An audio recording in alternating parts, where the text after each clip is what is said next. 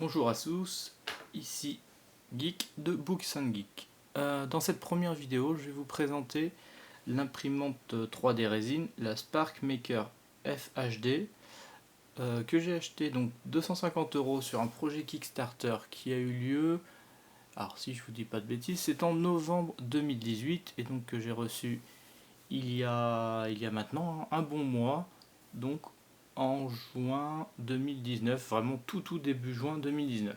Bon, certes, elle avait un retard substantiel, mais passons. Donc, comme vous pouvez la voir, l'imprimante est quand même d'une taille assez restreinte, ce qui est quand même assez sympa du coup pour la stocker sur un bureau ou quoi que ce soit.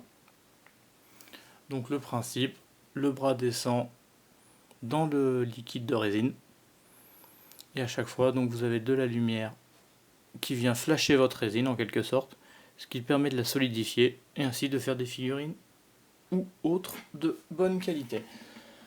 Voilà, comme je disais, au niveau du design, de la forme, tout ça, elle est vraiment très sympa. Là, elle est sur notre bureau, elle s'intègre parfaitement.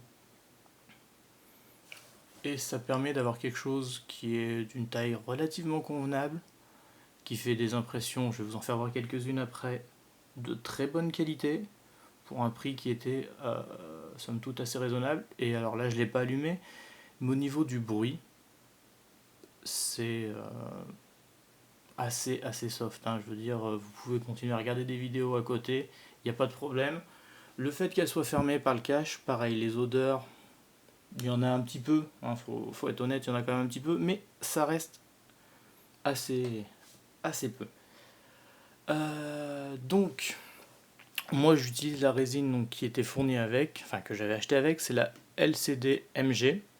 Donc celle-là, normalement, elle est à la base en particulier pour faire des petites figurines, style les figurines de jeux de rôle, les petites figurines à peindre.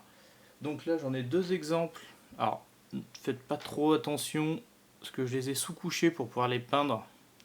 Donc, hop, là vous avez, je sais pas si on va bien la voir.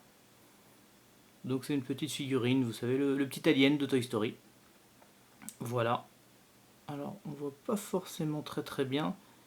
Mais en tout cas, là, la finition... Alors, on peut aller sur une finition qui est encore plus propre que ça, mais déjà, honnêtement, là, on est sur une finition où il n'y a rien à redire. Voilà. Et là, un petit chat. Chat style Power Rangers, tout ça. Donc là, pareil, vous voyez, rien de... Hop, il y a un petit filament qui était resté, mais sinon, voilà, quand même quelque chose de très propre, très net. Voilà, donc alors après, j'ai d'autres exemples, mais qui vont être peints. Donc là, après, ça, voilà, on va peut-être moins se rendre compte. Hop, hop là, un petit cochon aventurier. Donc là, après, faut aussi faire abstraction de mes talents de peintre, qui sont plus que discutables. Et hop, une petite citrouille. Hop, désolé avec mes gros doigts, mais je fais ce que je peux. Voilà. Donc, en tout cas, elle fait des impressions de très bonne qualité.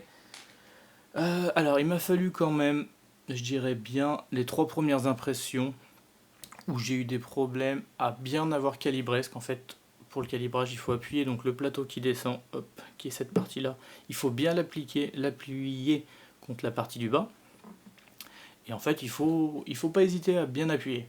Et du coup, c'est vrai que j'avais hésité, et ce qui faisait que mes 3 premières impressions, 4 premières impressions avaient ce souci-là, donc il a fallu que je recalibre et que je réétalonne.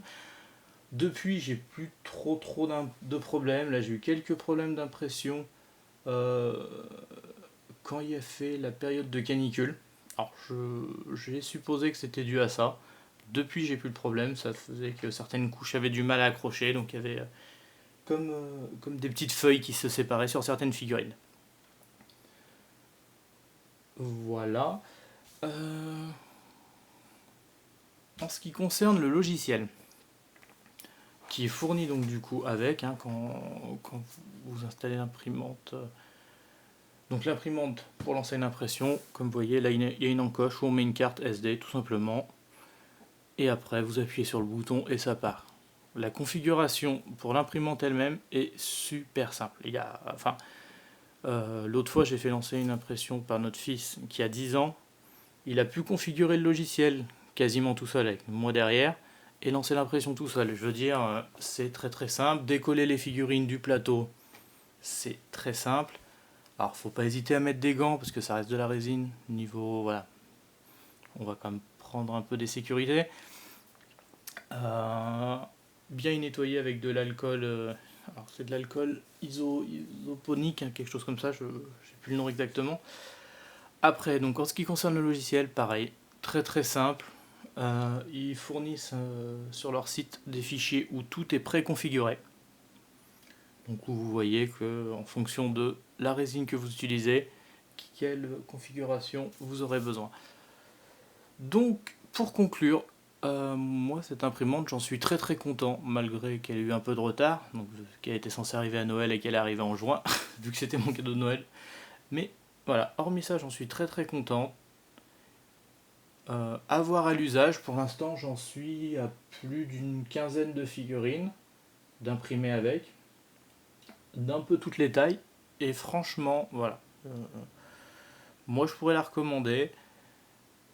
Je sais pas si elle s'achète dans le commerce en ce moment, vu que c'était un projet Kickstarter. Je pense qu'ils doivent vraiment finir de gérer à fond leur Kickstarter avant de lancer les achats. Je sais que sur leur site on peut déjà réacheter de la résine forcément, mais voilà. Donc j'espère que cette première vidéo vous aura plu. N'hésitez pas à me laisser un petit commentaire et un petit pouce bleu.